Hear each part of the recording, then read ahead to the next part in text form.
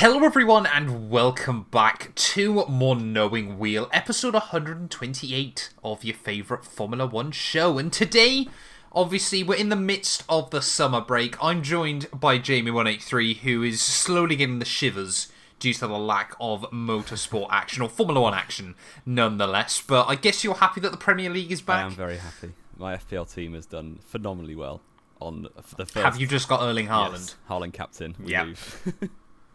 But I don't really follow the Premier League. For those that don't know, I don't mind football, but I just don't care for it the way a lot of people do.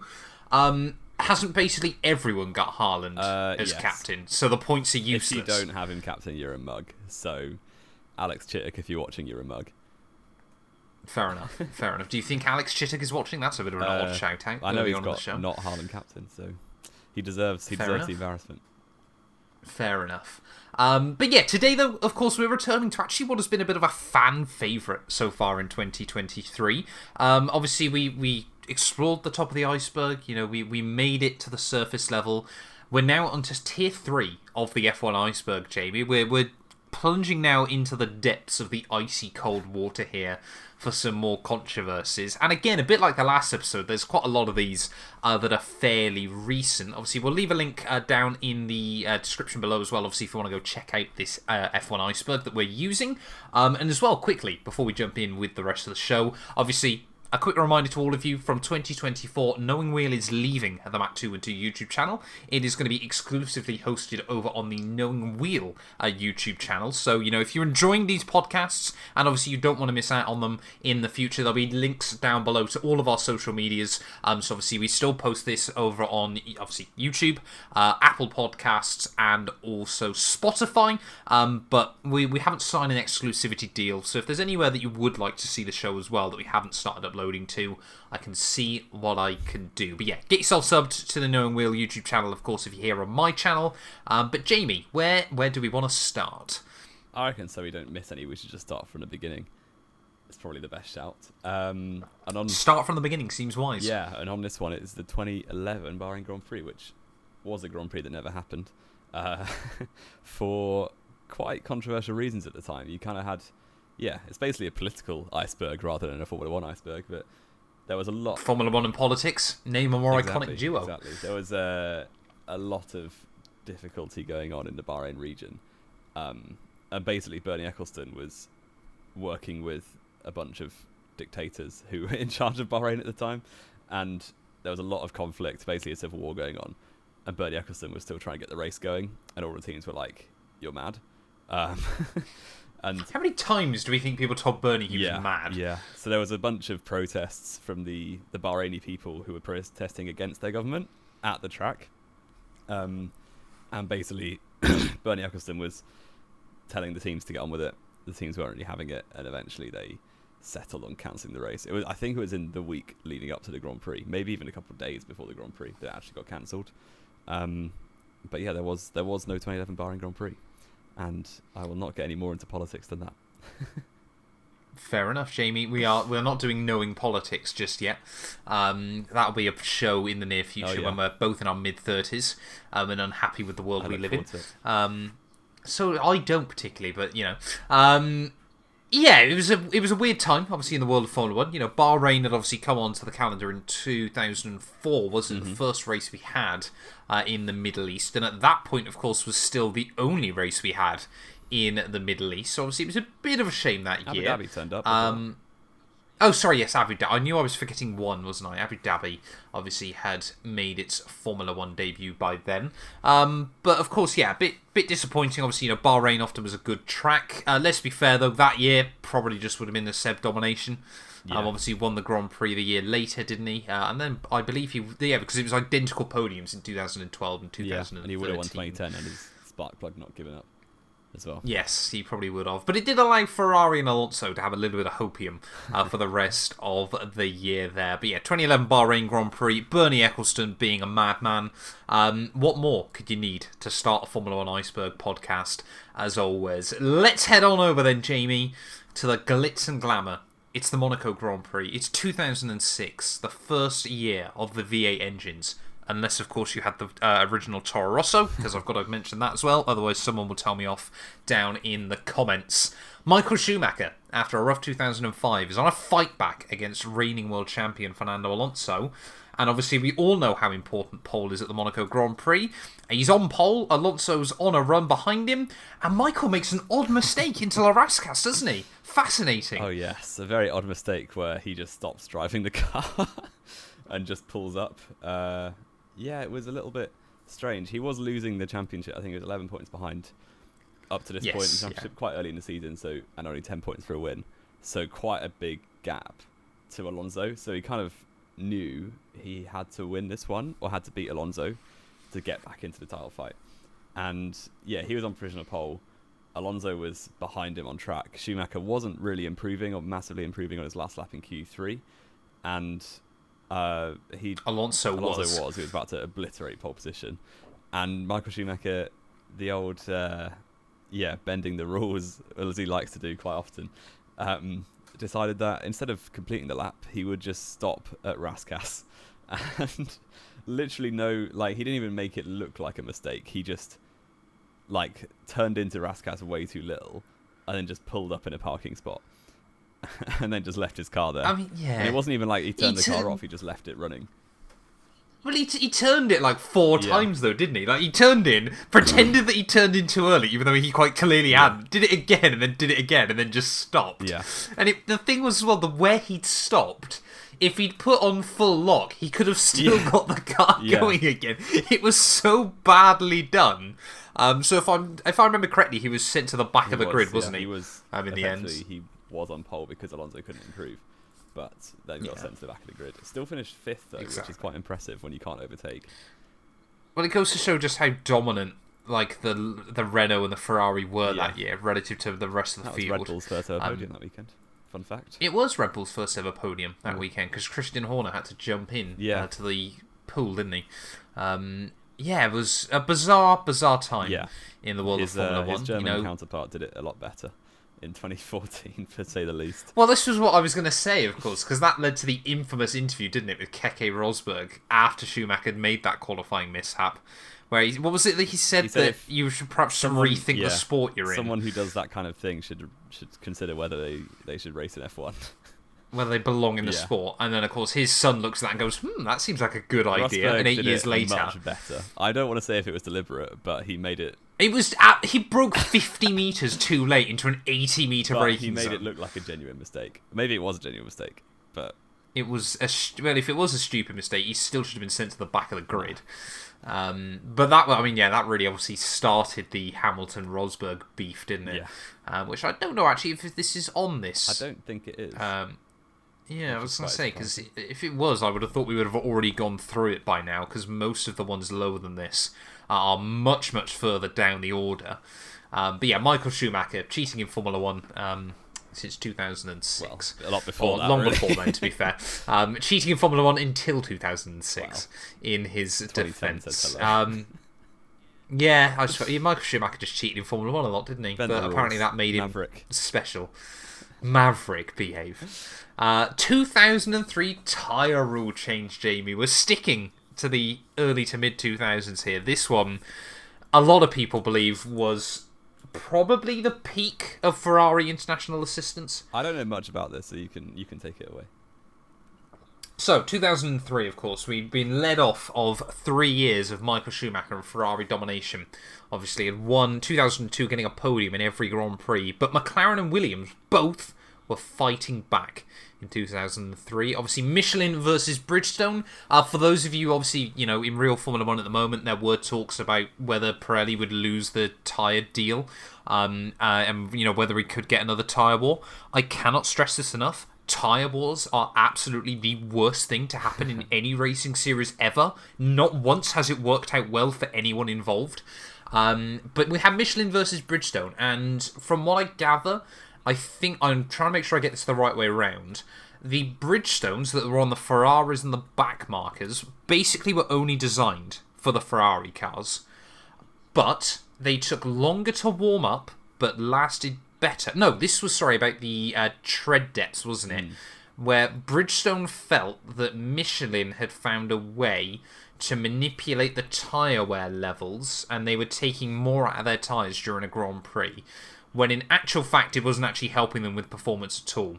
But with 2 races to go of the year, bearing in mind there's still a 3-way scrap for the World Championship, and it is anyone's game between Kimi in the McLaren, Montoya in the Williams, and Michael in the Ferrari, the FIA completely changed the rules, and Michael Schumacher wins the last 2 Grand Prix easily. He didn't actually win the last one. Did he not win the last one? In Japan.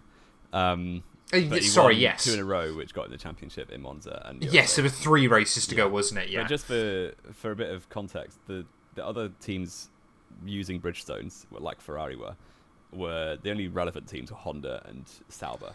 And Honda weren't really relevant yet. Sauber, though, went, 5 races. No, they'd got 1 point since round 3, going into round 16. And then in USA, they finished 3rd and 5th. Yes, exactly. So they screwed over Michelin, and the Bridgestone teams massively benefited. But they did get their own back in 2005. They did. Actually, that was benefiting Bridgestone as well, wasn't it? That was them. Well, no, I meant the rest of the season, not just Indy. Fair. Yeah, Indianapolis. Sorry, not IndyCar. Wrong sport. Was very much anti-Michelin once again. So fun times. But yeah, Schumacher, sadly for Raikkonen and Montoya, just won the championship only by 2 points. But yeah, Kimi had a mega season, to be fair. Only taken 1 win though all year long for Kimi Raikkonen. Which I believe is only about his 3rd in the sport, so he would have easily shattered the record for least wins to win a world championship. Yeah. Or before first world championship if he'd won that. Well, I thought he won 1 race in 2002. To be fair. No, he didn't. So his first win was Malaysia. So he could have won a world championship with just 1 race win to his name. Yeah. That is mad. Keke Rosberg or what? Jamie, T- arrows. We saw this one. We didn't quite know exactly what was going on, so you've done a bit of research. I didn't do that. You told me what it was about before we started. T- arrows. Oh, no. I thought you told me about this before we just started doing the intro. No. I'm adamant you did. Okay, I understand. Apparently, a guy called... I don't know. Basically, Arrows got scammed into selling their team to a Nigerian prince. And I'm not making that up. Yes, no, they actually did, didn't they? Because we had no idea where this guy's money came from, and he had some weird shell company, didn't he? Yes. And he put this T-, which was his company, on the side of the Arrows in 1999, which actually looks quite good. But this is probably like the 90s version of Rich Energy. Yeah, basically. But even weirder. Even weirder, for sure. Yes. Maybe we'll have to do a whole podcast about that at some point, because the amount of information that slowly leaked out of that was absolutely incredible back in the day. I think this might be the most recent one, though, on the entire Tier 3 of the Iceberg, Jamie. The F1 logo change at what I believe was the end of 2017. Yes, it was. They did it. They announced it on the podium in Abu Dhabi after a boring race to end a string of a few boring races towards the end of that season. And I remember we were both well into Twitter circles at this point. I remember the... Twitter circles is a real thing, Jamie. We're not into Twitter circles, by the way. Twitter communities, or X communities, or back then it was Twitter. I remember everyone fuming about this. Everyone... Because Rich Energy had just come into owning the sport at the beginning of 2017. They hadn't... Sorry? Not Rich Energy. Let's just... No, not that would be awful. If William Story bought F1. Yes, and he still can't provide a can for anyone because they don't exist. Yeah. Liberty Media bought the sport at the beginning of the year. Didn't really do anything. It was towards the end of the year, wasn't it? No, they owned it from the start because it was Chase Carey came in. I thought it was Singapore they bought it. No, definitely not. They owned it from the beginning of the year. Okay. But obviously, in terms of racing, because the FIA had put in a technical directive for the new car model to just be really fast, but you can't overtake, which was a great idea.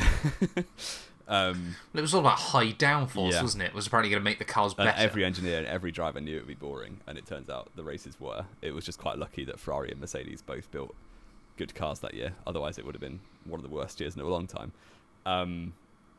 But yeah, so everyone was a bit annoyed anyway, just generally. It's 2017, so That's kind of the vibe. And then on the podium in Abu Dhabi, they just finished the podium celebrations, and then they flip the flags, or like they change the where the screen where the flags are on. They change it to the new F1 logo, and everyone is really annoyed because it's on at first it just looks super basic, and obviously you see it with a lot of modern companies. They try and make their logos more minimalist, and the old logo kind of was like a optical illusion where you've got to look for the one in the middle, which a lot of people didn't even know was fantastic a thing. logo. It was a great logo. Fantastic logo. It is a brilliant logo, but a lot of people didn't even realise it was a 1 until it got replaced, and people were like, oh, there was 1 in there, okay. So I can see at Liberty Media, obviously they couldn't do much to the sport in their first year, and I think they wanted to remind people that they exist, so they were like, we'll just change the logo.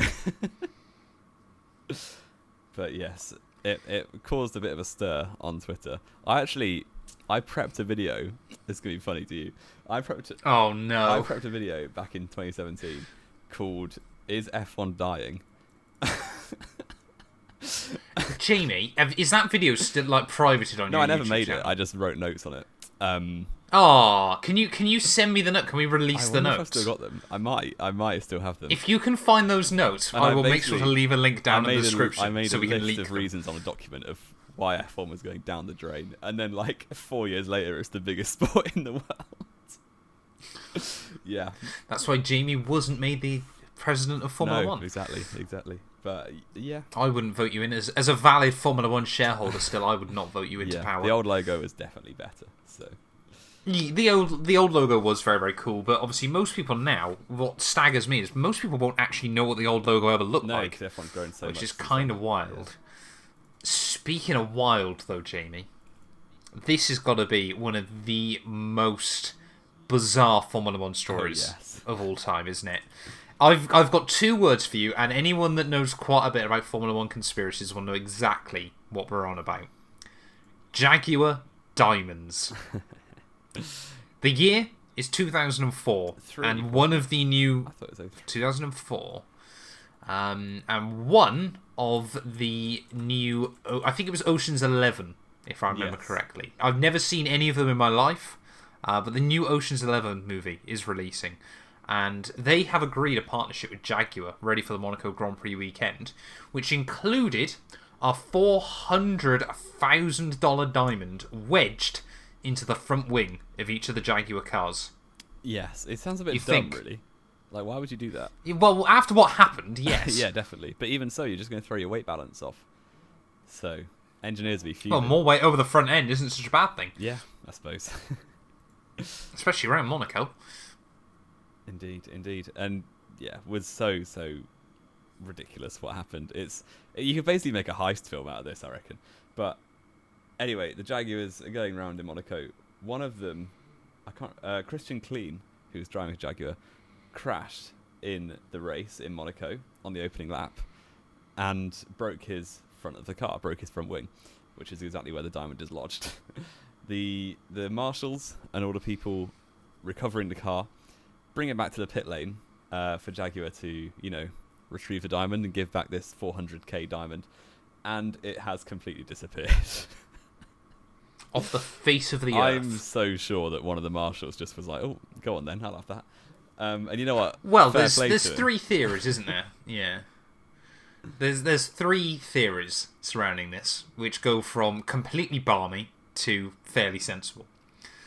Well, I'll go from balmiest first, Jamie. Okay. The diamond disappeared. Oh, yeah. Just completely in vanished. the incident, it just vanished.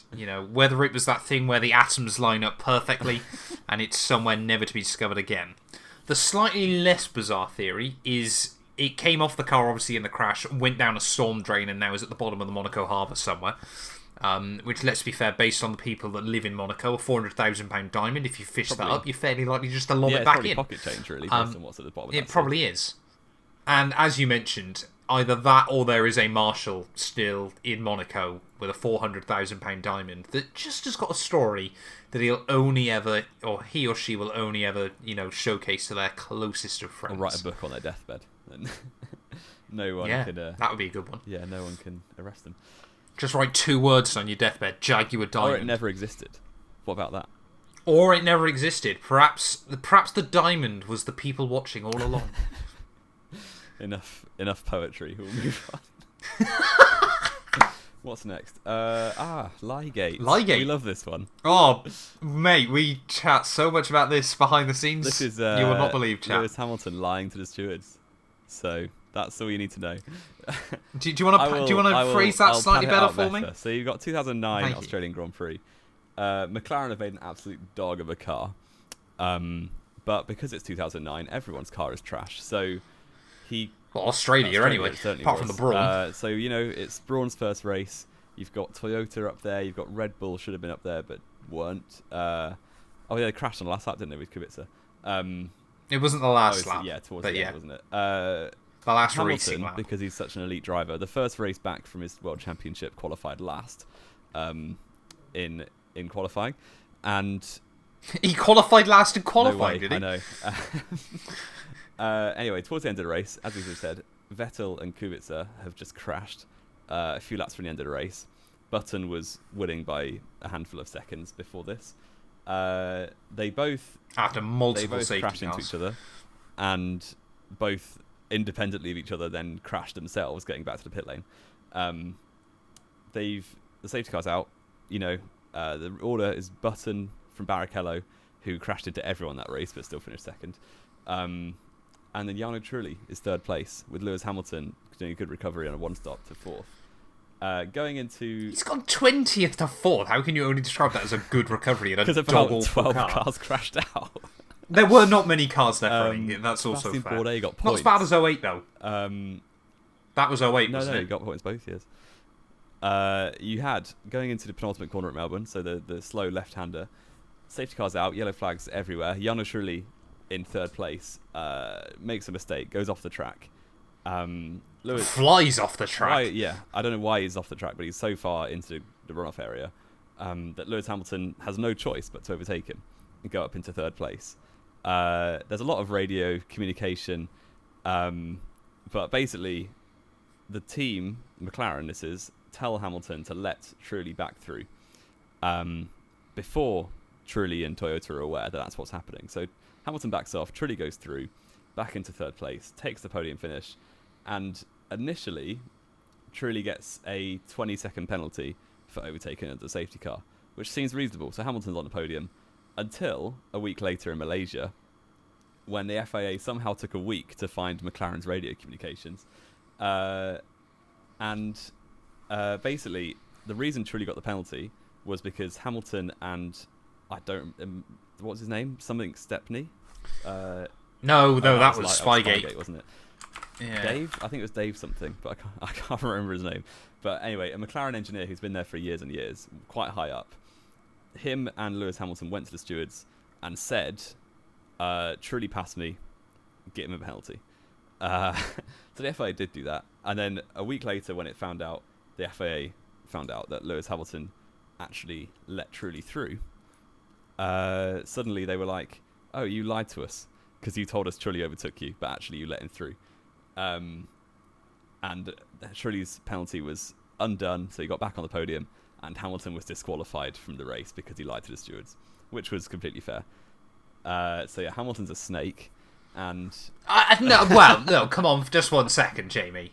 Hamilton was told to lie by the team, wasn't he? He was. You can't just pin this on Lewis. I'm sure Lewis of now would probably treat things very differently. But he was also still a very young and impressionable Formula 1 driver. Should know better. Who was told to lie. Well, he was 25. Yeah, you'd still lie. I'm 23. There you go. Okay. But you're also not making your debut in Formula 1 in 3 weeks' time. No, true. But he's a champion at this point. He's been in that F1 would be for great for the podcast. He's a champion after 2 years, Jamie. How many other F1 drivers can claim that? He can lie. Well, I'm not saying he can lie. Just, I think... Obviously, the outcome of it was the McLaren team personnel, who neither of us, for some reason, could locate his name. I just tried to find it, and I couldn't, which is a bit odd. But obviously, he was subsequently sacked by McLaren. This combined with Spygate a couple of years beforehand, McLaren weren't doing very well. No. But the most bizarre thing about all this, isn't it, Jamie, is if McLaren had just told the truth, they probably would have got a podium. No, they probably would have got fourth. Which seemed to be. I think. Oh no, because they would have at least got fourth. Yeah. But truly got a penalty. Yeah. But truly only got a penalty based on McLaren's lies. So I reckon they would have got fourth. I think. But yeah. Yeah, I mean, it was just all of it a messy situation towards the end that would have been such a stupid Grand Prix. But at least Jenson Button won, so we can't complain too much. Yeah. Red Bull's flaw, Jamie. What do we make of this? I did a little bit of research on this one. So the year is 2012. What a great year that was. Basically, Red Bull have drilled some holes in their floor because Adrian Newey is a genius. And it's Adrian Newey got a hammer for Christmas. Yeah. So their floor around the side pod has got some holes in it, which was a bit of a grey area in the rules. So obviously, Adrian Newey has tried to exploit it by making it good for aero, which it turns out it was. So after the Monaco Grand Prix, you've got Mercedes, Ferrari, and McLaren all going to protest Mark Webber's victory because he did it with some holes in his floor. And the FA say, no, don't. We'll sort it out. We'll give you a new clamp down on what is allowed before Canada, which is the next race. In Canada, they basically say this is illegal. Red Bull have got to change their floor. But they didn't bother going back and changing the result because nobody protested. So, yeah, Rosberg could have had 4 Monaco Grand Prix in a row.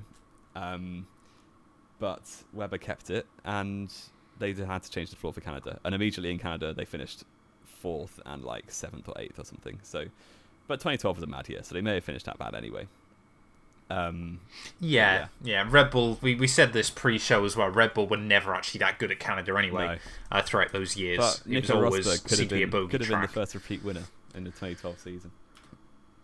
Yeah, could have been, which is absolutely wild to think about, wasn't it? Because I think that was, potentially why they didn't change it as well, wasn't it? Because, I mean, by that point, it was 6 winners in the first 6 Grand Prix, wasn't it? And then, obviously, Hamilton went on to win the Canadian Grand Prix to make it 7 out of 7. With 5 different teams. Absolutely mad. Yeah, love Pastor Maldonado and Williams included in that. Yeah.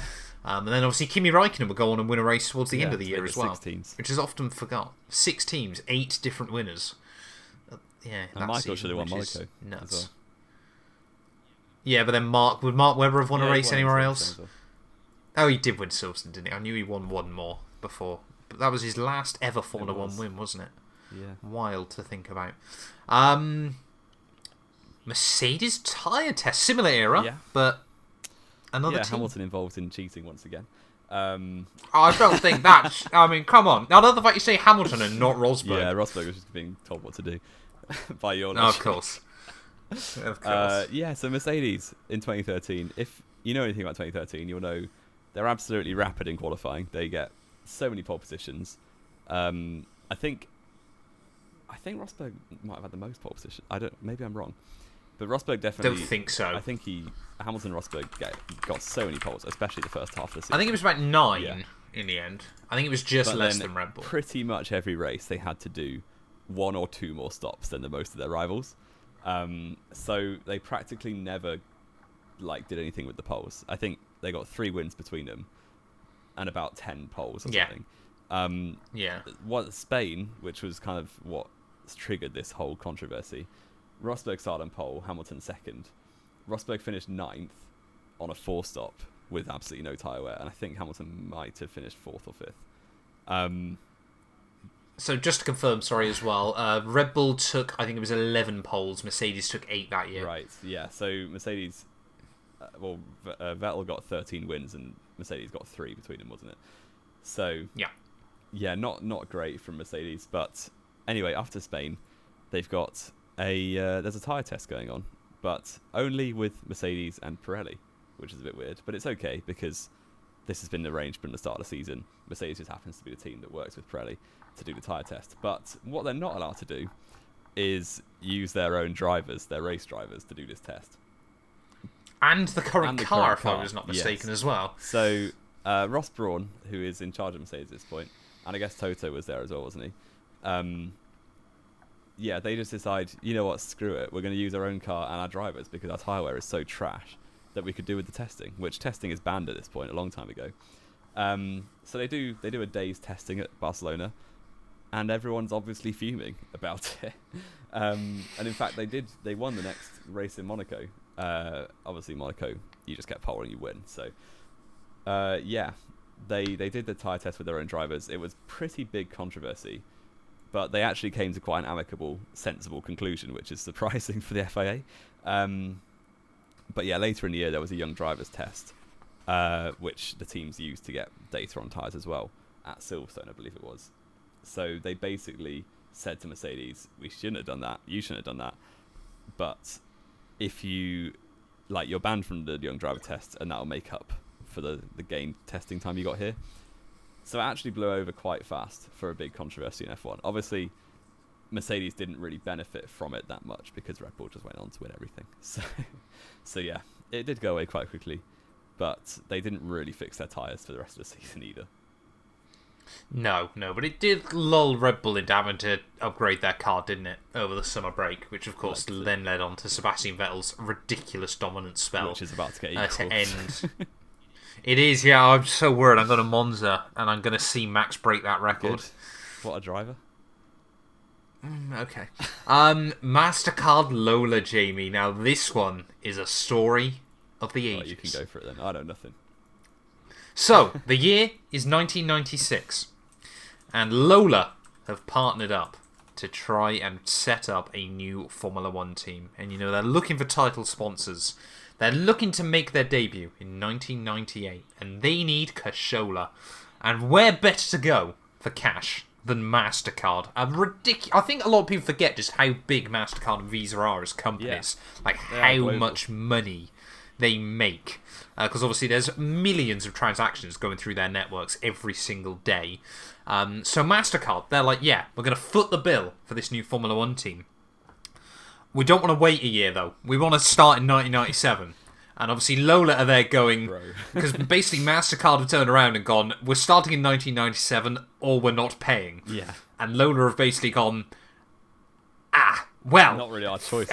We're about 2 months away from the start of the year, and we haven't even got anything close to resembling a Formula One car.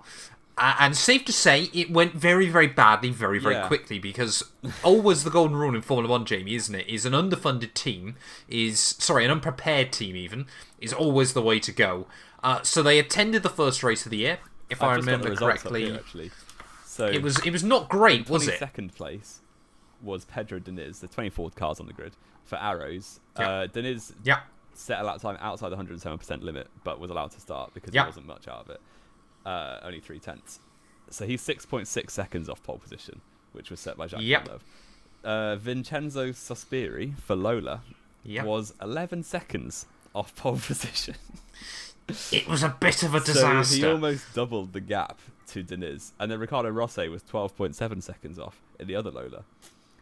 And then immediately Mastercard pulled out after one race. Instantly. After one weekend, Mastercard were like, we're not getting involved in this anymore. I've just seen on their Wikipedia page that they tried to come back. Did you know that?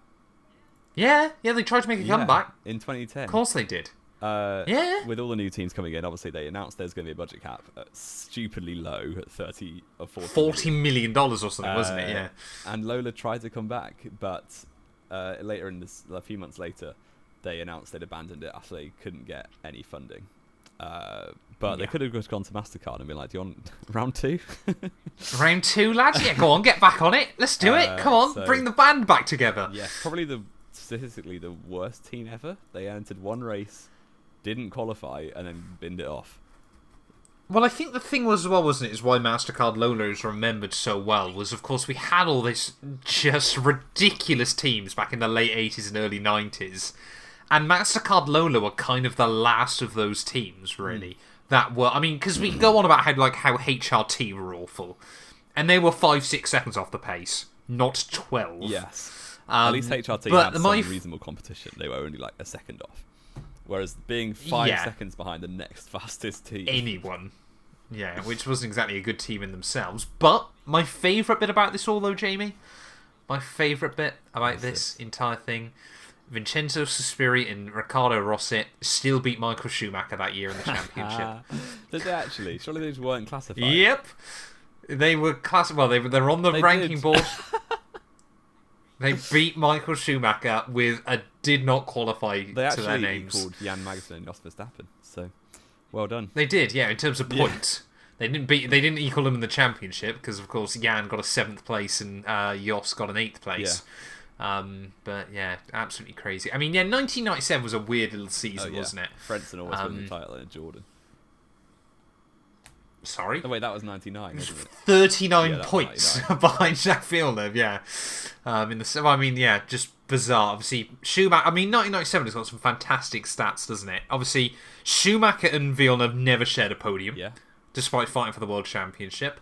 Obviously, you had the triple equal qualifying in the season finale in Jerez as well. And there were just so many other little weird and wonderful statistics from that campaign. And of course, it's never a fantastic Formula 1 season without Alex Wirtz scoring a podium out of nowhere. Alex Wirtz was just really weird. we want to do a whole podcast on It'd be cool to get him on at as a sometime. He would be a fantastic guest for the show. We can add him to the list of hopeful people who whenever never he get actually got a chance, he just got a podium. and then never showed up again for like 5 years before he'd just do it again. Yeah. Interlagos Robberies. Yeah. It's a pretty ongoing thing, isn't it? We don't... That just kept happening every year. I know one in particular was 2010 on the way to the track for the race. So Jenson Button's qualified 11th. His championship hopes are basically dead in the water. He used to win the last 2 races and hope Vettel or Alonso or Webber don't score any points, pretty much. So he's probably quite down. And then just to make things better, on the way to the track with all of his like closest engineers and whoever, physios and that, their car gets stopped on the way from their hotel to the track in Interlagos in Brazil, and they get broken into, basically an armed robbery, and they lose like watches and wallets and all sorts, and then they have to arrive at the track and still do a race. So it's pretty traumatic. I think he made some subsistence, but that's probably not the important thing. But, he finished 7th that day. Yeah, well done, Jenson. Jamie can remember. I think he was. But I made that up, mate. I have no idea. Yeah, it was pretty rough, and actually, I think they've probably addressed it now. But back in those days, the hotel that the person I used to stay in was basically a drive across a dangerous part of town in Interlagos, which isn't a particularly safe city anyway. Yeah, I was going to say, which, to be fair, Interlagos, it probably still now to this day, is basically just most of Brazil, isn't it? You get the same thing in Rio and things like that as well. Yeah. Sorry? Careful what you say. I thought you were going to come out with something outrageous then. But no. No? I don't know where your brain was going.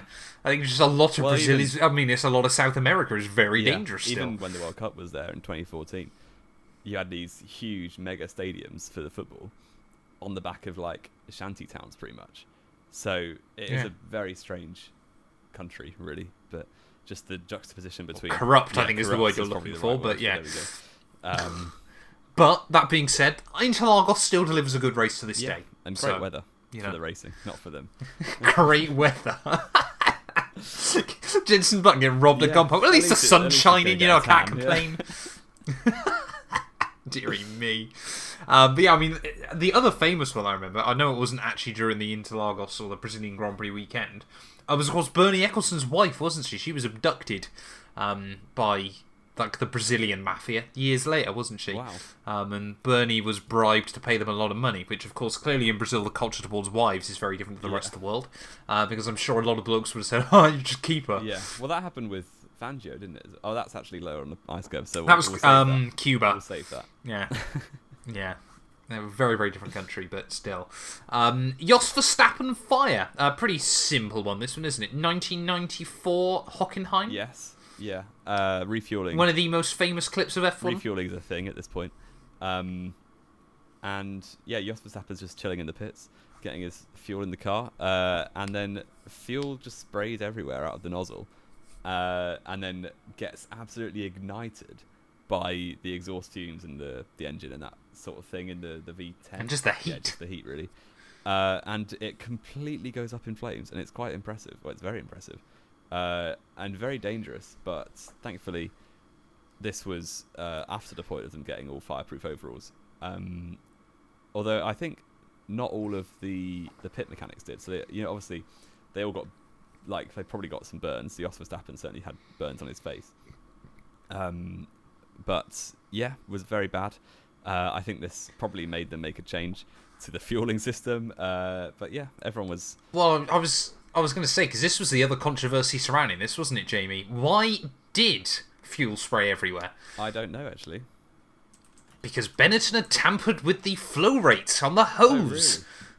Hadn't they? Yeah, this was the big controversy surrounding it. Was Benetton apparently had massively upped the flow rate through the hose illegally, of course, because there was fuel flow limits going into the car. Because Benetton just... I mean, let's be fair, Benetton in 1994, I don't think many people can argue with it nowadays, basically showed up with a very illegal car in basically every way, didn't they? It's still questioned to this day, like, what else about that car wasn't legal? But of course, you had Flavio Briatore, who was bizarre. Jos Verstappen only... He was Schumacher's teammate that whole year, wasn't he? Because Schumacher was... Yeah, most of the races. Schumacher was banned for 2 races at this point, so... For ignoring black flags, they were taking Damon Hill on the warm-up lap at Silverstone. So, classic, you know? We love that. 1994 is another season we could just do a podcast on. Yeah. Utterly bizarre. And when Jos took the helmet off in the pits, he looks so much like Max. It's incredible. Or Max looks a lot like him. It's like father, like son, as some might say. I don't think anyone was severely injured. There was just burns. I think the thing is as well, isn't it? Of course, the other similarity between Max and Jos is, of course, that Jos then and obviously Max now, a 7-time world champion, lives rent free in his head. I'm not even going to rise to that one. Had to get it in there. Anyway, Juan Pablo Montoya, 2002 Sepang Penalty. Jamie had, admittedly, no idea about this until I sent him over some footage pre-show. And it is ridiculous. I've no idea what the FIA were doing at this point. Well, FIA, wasn't it? Ferrari International Assistance. Yeah. But basically, you've got turn 1 at Malaysia, Sepang, the big hairpin, slow right-hander followed by a slow left-hander. Montoya's on the outside, Schumacher's on the inside. Montoya has started second but taken the lead on the run to turn 1. And Schumacher kind of does a bit of a send to get alongside. Montoya's still very, very narrow to the inside of the track. But Schumacher locks up his front left and understeers, or basically just drives into the side of Montoya, who's squeezed him a bit, but nothing, like there's still a car's width, so it's fine. And Schumacher crashes into Montoya. Schumacher loses front wing. Montoya's obviously lost a lot of positions and probably got some damage. And the FIA think, actually, I think that's Montoya's fault. Which we urge you just to watch the footage because it is hilarious. Mind blown that they gave Montoya a penalty. Like, it's insane. Well, I think the only thing you can really compare it to since then in more recent F1 history was Sebastian Vettel against Rosberg, wasn't it, in 2016? Yeah, I guess Schumacher was more alongside than that, but it was similar. Yeah. It's similar enough, wasn't it? And obviously Seb, crashed out of that Grand Prix and hampered Rosberg's title chances. Well, until Hamilton had engine, which we love. Until Petronas allegedly blew up Hamilton's engine at their home Grand Prix for some reason. Ricardo a race well, it was just to get Rosberg out at the end of the year, wasn't it? Get someone with some actual talent in the car. But yeah, how this was a penalty. Like we question penalties a lot in Formula 1, don't we, Jamie? Yeah. But this one was ridiculous. It's probably the worst thing Juan Pablo Montoya. It's got to be up there as one of the worst penalties in Formula 1 memory, at least. Let's go on, though, Jamie, to the FOTA Split. The FOTA War. Yeah, you can do this. Of the early 80s. So, it's a bit of a complicated time. To be honest, in these kind of icebergs, it's stories like this that we don't feel like we can give full justice to. Full-on podcast episodes devoted. Again, this is another one that should probably be a full-on podcast. But, of course, this was basically back in the early 80s, where FICA and FOTA basically were, obviously, the drivers, obviously wanted certain things, and obviously Formula 1 obviously wanted very, very different things for the sport, page. That's mad. It does, yeah, exactly. But of course, basically this was, where the drivers finally started to realise, that they carried obviously a lot of value in the sport. And Bernie Ecclestone obviously basically led them and was allowed effectively to obviously take over Formula 1 and completely revolutionise the sport until, of course, he stopped revolutionising the sport by about 2006. But yeah, no, like we said, obviously we can't really do it any justice in a podcast like this. Jamie, have you got anything else to add? I'm just doing some quick reading. It is a fantastic story, and like I said, it should be a full podcast. The teams weren't happy. The thing that culminated it was the announcement of the cost cap for 2010. So it's all in 2009. This is long before that, isn't it? No, the FIA FOTA just like. Oh, FIA FOTA is a very, very different one. We're thinking of two very different controversies. Talk about this one as well because we don't know which one they are. Okay, we'll talk about both then. Basically, everyone was fuming that they were. I remember this one as well. I remember this happening when I was 9, I think. Basically, the FIA have said we're getting this cost cap in so we can get some new teams. The only teams that liked it were Force India and Williams, I remember, because I was gassed that Fisichella was going to get a podium every week. Teary in 2010? Or 09. They announced it in 09 for 2010. Wasn't Fisichella dropped by 2010? I wasn't to know that at 9 years old.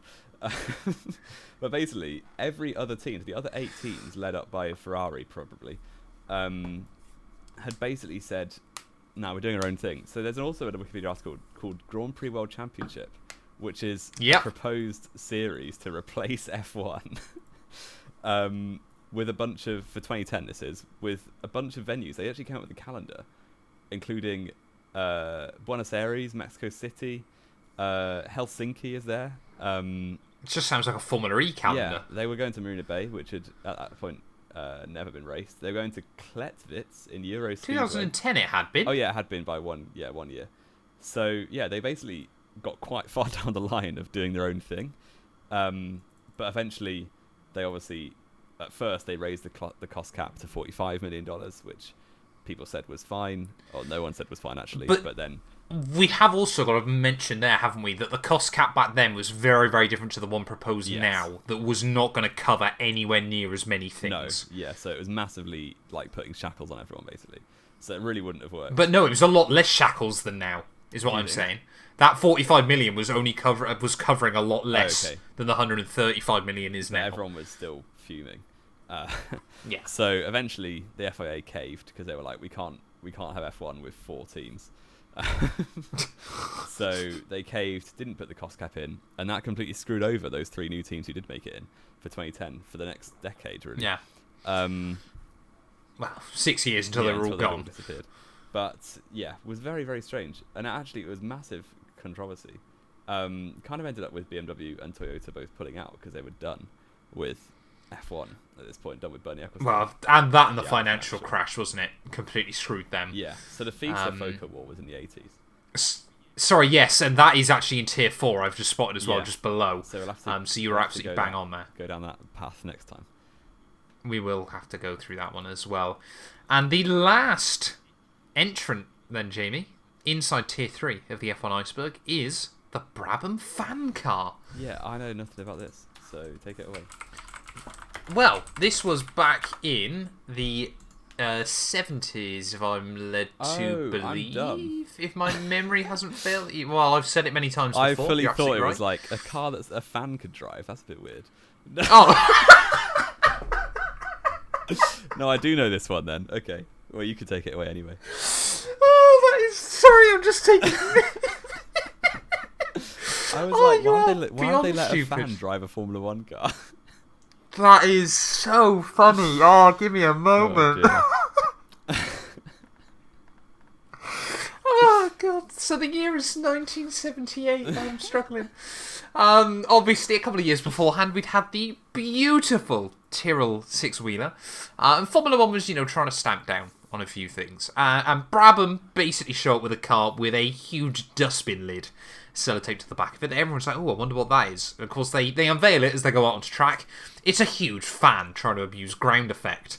Now, obviously, the late 70s, early 80s... Is it a turbocharger? Basically blowing air artificially into the downforce area. How do you think a turbocharger turbo's works? in the engine, obviously, but I know it's a fan.